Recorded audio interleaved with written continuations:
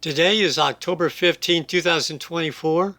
My name is Charles Suter. Today I'm continuing my series. In fact, I'm winding it up, Overcoming Addiction. This is actually part 8 of my series with a focus on sustainment after you've gone through the withdrawal process. Let me quickly explain to you the process. I have a diagram here. There are 5 steps leading to the topic of sustainment. There's a presentation on each of these steps. Step number 1 is motivation. If you're not motivated to do something, you're probably not going to change. And then commitment to change or to quit your addiction. This has to be based upon an assessment of your personal values. Would you rather continue with your addiction, or would you rather save your health? And then belief. This is a confidence in success based upon the process. You're probably only going to continue through the process if you believe you're going to be successful. And finally, step number 4, healthy substitutions. Because when you quit an addiction, you know how nature abhors a vacuum, you're going to need to substitute. Now, that doesn't mean replacing one bad habit for another. You're going to have to replace it with a good, healthy habit. And then lastly, quitting.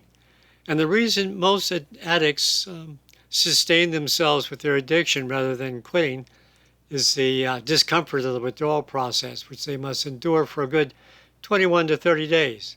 But once you get through the withdrawal process, you're not quite home free yet. You have to go through what's known as the sustainment process, and that's the subject of this presentation. So let's take a look at first thing you can do, or a group of things you can do for sustainment. Change your environment to avoid previous temptations, because you are going to be tempted. Even though the temptation is low, you will be temptations. I'll call them residual temptations. So be forewarned, you will be tempted to indulge again in your addiction. The only way to avoid the temptation is to not associate with other addicts, especially when they indulge. Don't be around them. Avoid returning to venues where sources of temptation are present. Again, once you quit, you cannot go back to the same haunts and persons associated with your previous addiction. You must abandon all aspects of those parts of your life that triggered, aided and abetted, and supported your addiction habit. Most people who complete the withdrawal process will become overconfident, believing they can go ahead and indulge in their old habit, thinking, oh, this time it's going to be different because I have gained self-mastery and I can keep my old habit under control. Well, this is delusional, irrational thinking. Specifically, your thoughts of temptation is your addictive voice talking, trying to convince you to seek past pleasures without suffering the chemical dependency. Well, you can't. Once you are symptom-free, you must never indulge in any addictive habit in any form or amount. Never again. It can't be done. Humans are just too prone to falling back into old habits and getting re-addicted all over again. You must not associate with other known addicts who are currently addicted, nor should you go back to any venue where the addictive behavior is likely to take place. You must find new friends, outlets, and interests. I know that sounds harsh, but that's what you have to do. Number 2, here are some other things you can do for sustainment. Find new stress reduction options and other healthy substitutes for your addiction. Let's look at mental, physical, and spiritual replacements. Mental substitutes, it might mean when you're feeling stress, take a few minutes to meditate, take a relaxation break. Breathe deep. Think about something restful. Reflect on your values and rational beliefs. They'll help you get through any stressful episodes where temptations tend to reoccur. Physical. Healthy substitutes for addiction or addictive cravings. Let's say you're a smoker. Consider taking a bag of carrots with you wherever you go. Have them available so when you have a craving, snack on a carrot. You can come up with a lot of different creative options for replacing an addiction.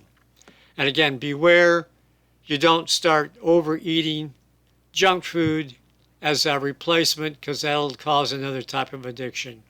And then spiritual. Don't neglect your spirit side. Pray and seek divine guidance from Scripture that will help you have your motivation to avoid temptation. Now, let's be honest. Addictions in the past served a purpose, such as reducing stress and boosting self-confidence. And that is until you began to overindulge and then became trapped in a chemical dependency. The purpose most addictions served are unhealthy and unnecessary, allowing the addict to momentarily escape the confines of their stressful and restrictive life. Your life conditions that led you to your past addictions are likely still present, and so they must be changed before you can be totally free of your future temptations.